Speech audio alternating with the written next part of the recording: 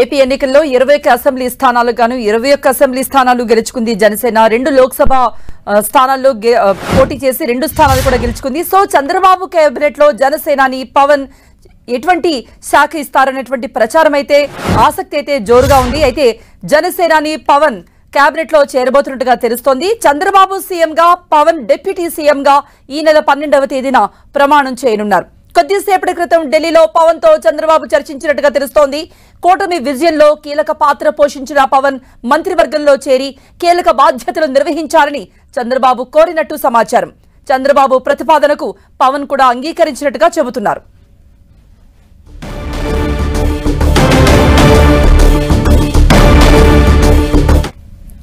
ఇక దీనిపై మరిన్ని అప్డేట్స్ లైవ్ లో ఇవ్వడానికి మా ప్రతినిధి రవిచంద్ సిద్ధంగా ఉన్నారు. రవిచంద్, పవన్ కి డిప్యూటీ సీఎం అనేది వాస్తవమా? ఇది నిర్ధారణ అయినట్టేనా? కృప, ఇప్పుడు అందుతున్న సమాచారాన్ని బట్టి పవన్ కళ్యాణ్ కేబినెట్ లో చేరడం ఖాయంగా కనిపిస్తుంది. దానిలో భాగంగా ఆయనకి డిప్యూటీ సీఎం పదవిని చంద్రబాబు ఆఫర్ చేసినట్టుగా కూడా తెలుస్తుంది. ఎందుకంటే మొదటి నుంచి కూడా చంద్రబాబు తనతో సమానంగా పవన్ కళ్యాణ్ కి గౌరవిస్తున్నారు. ఏ మీటింగ్ లో కావచ్చు, ఏ నిర్ణయం తీసుకున్నా కూడా పవన్ కళ్యాణ్ కి అత్యధిక ప్రాధాన్యత చంద్రబాబు ఇస్తున్నారు. ఎందుకంటే పవన్ కళ్యాణ్ ని అభిమానించే వర్గాలు కూడా చాలా మంది ఉన్నారు. ఏదైతే ఒకవేళ కనుక పవన్ కళ్యాణ్ కేబినెట్ లోకి రాకపోతే ఆ వర్గాలు కొంత అసంతృప్తికి గురయ్యే అవకాశం ఉంది. ఎందుకంటే ఇద్దరూ కలిసి 2 బళ్లల ఏదైతే జోడెద్దుల్లా పనిచేయాల్సిన అవసరం ఉందని చంద్రబాబు అభిప్రాయపడుతున్నారు. ఈ నేపథ్యంలోనే కేబినెట్ లో ఉంటే కనుక డిప్యూటీ సీఎం గా తాను సీఎంగా, పవన్ కళ్యాణ్ డిప్యూటీ సీఎంగా ఉండి రాష్ట్రాన్ని అభివృద్ధి పదంలో ముందుకు తీసుకెళ్లేందుకు పనిచేయవచ్చు. ఇప్పటికే కేంద్ర ప్రభుత్వం కూడా అండగా ఉంది కాబట్టి ఇక ఈ 5 సంవత్సరాలు ఆంధ్రప్రదేశ్ అభివృద్ధి విషయంలో వెనక్కి తిరిగి చూసుకోవాల్సిన అవసరం ఉండదు. పవన్ కళ్యాణ్ కూడా డిప్యూటీ సీఎంగా ఉంటే ఆ విధమైన అభివృద్ధి ఆంధ్రప్రదేశ్ ముందు కనిపిస్తుంది.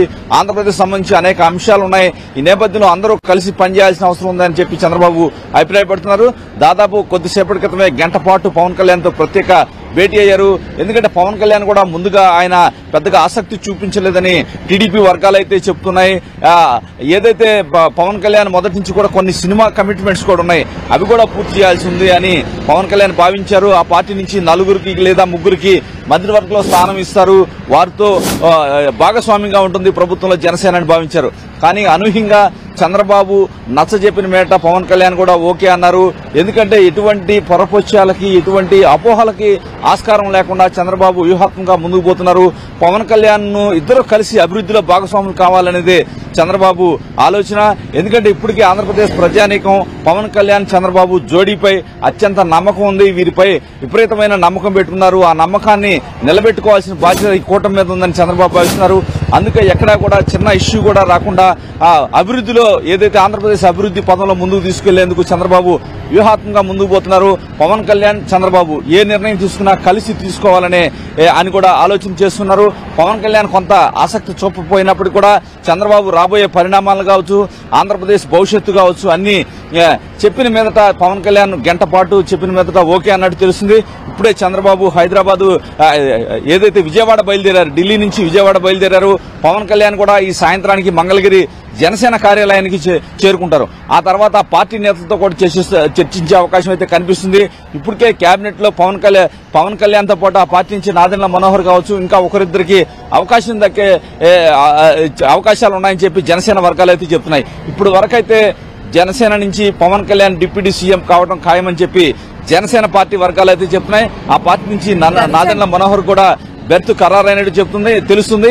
అయితే పవన్ కళ్యాణ్ కి ఎటువంటి శాఖలు కేటాయిస్తారనేది ఇంకా స్పష్టత రాలేదు. గ్రామీణాభివృద్ధి, అదేవిధంగా పట్టణాభివృద్ధి, రెవెన్యూ తదితర శాఖలపై చర్చలు అయితే చెప్తూ ఉన్నారు. కానీ ఇప్పుడు వరకు అఫీషియల్ గా ఈ అంశం బయటకు రాలేదు. సానుకూలత వ్యక్తం చేశారా?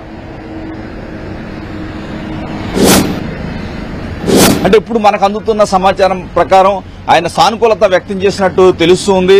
ఎందుకంటే చంద్రబాబు కూడా గంట పాటు ఆయనకి చెప్పారు రాబోయే భవిష్యత్తు ఏ విధంగా ఉండబోతుంది.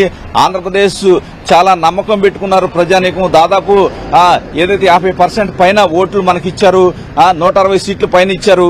ఈ నేపథ్యంలో వారి నమ్మకాన్ని నిలబెట్టాలి. రాబోయే రోజుల్లో ఆంధ్రప్రదేశ్ గత 5 సంవత్సరాల్లో ఎన్ని రకాలుగా ఇబ్బంది పడింది, ఏ విధంగా ఆర్థికంగా నష్టపోయింది, అటువంటి ఇష్యూస్ ఎదురు కాకుండా ఉండాలి. ఇద్దరం కలిసి నిర్ణయాలు తీసుకోవాలి. ఆంధ్రప్రదేశ్ భవిష్యత్తుకి భరోసా కల్పించాలి. అదేవిధంగా ఏదైతే కీలక భాగస్వామ్య పక్షంగా ఉన్నారు. ఎన్నికల్లో కూడా ఇద్దరు కలిసి పనిచేశారు. బహిరంగ సభలకు కూడా ప్రజల నుంచి ఆదరణ విపరీతంగా వచ్చింది. ఈ నేపథ్యంలో పవన్ అభిమానించే వర్గాలు కూడా ఏమాత్రం అపోహలు పెట్టుకునే అవకాశం లేకుండా చేయాలనేది చంద్రబాబు భావన.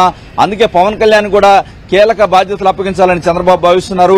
ఎందుకంటే పవన్ కళ్యాణ్ ఏదైతే తన నిర్ణయాల ప్రకారం దూరంగా ఉన్నప్పటికీ కూడా కొంత అపోహలు అయితే వెళ్లే అవకాశం ఉన్నాయి. అటువంటి అపోహలు కూడా లేకుండా పవన్ కళ్యాణ్ కూడా కలుపుకొని వెళ్లి ఆంధ్రప్రదేశ్ ఈ 5 ఏళ్లు కూడా రాజకీయాలు చేయకుండా ఓన్లీ అభివృద్ధి మీదే ముందుకు వెళ్లాలనేది వీరిద్దరి ఆలోచనగా కనిపిస్తుంది. ఎట్టి పరిస్థితుల్లో కూడా ఆంధ్రప్రదేశ్ లో ప్రధానంగా పోలవరం కావచ్చు, అమరావతి రాజధాని కావచ్చు, ఈ రెండు కూడా చంద్రబాబు పవన్ కళ్యాణ్ ఆధ్వర్యంలో పూర్తి అవ్వాలి. ఇది చరిత్రలో నిలబడిపోవాలనేది వీరిద్దరు సంకల్పంగా మనకి కనిపిస్తుంది.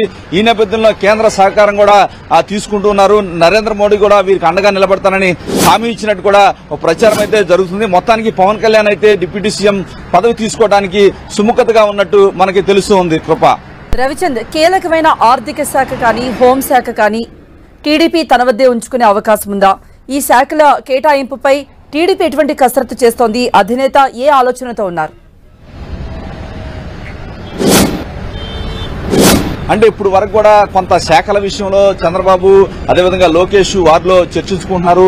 అంటే పవన్ కళ్యాణ్ తో ఏ శాఖ గురించి చర్చించుకున్నారనేది అంశం బయటకు రాలేదు.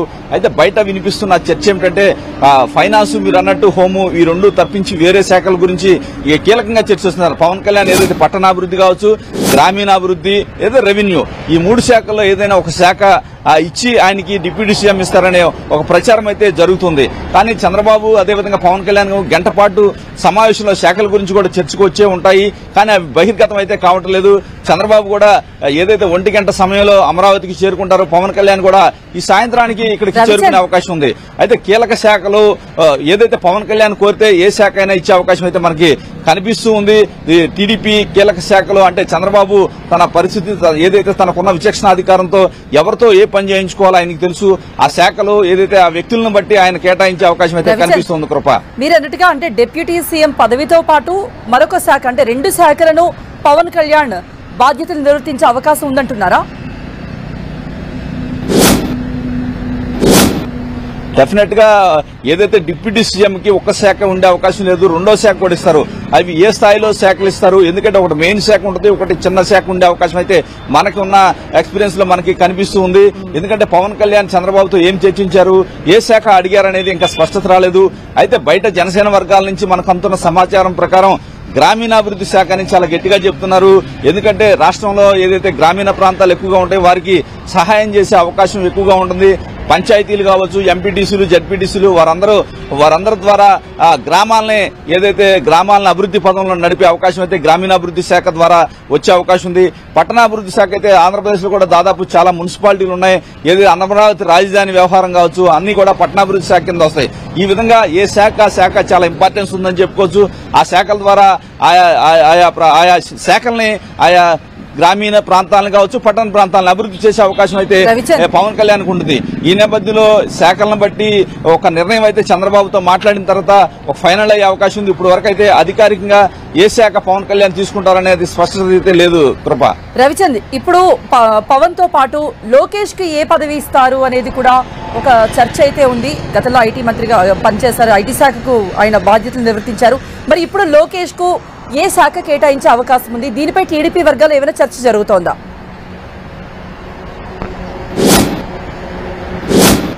అంటే లోకేష్ కూడా ఒక కీలక శాఖను చేపట్టే అవకాశం ఉంది.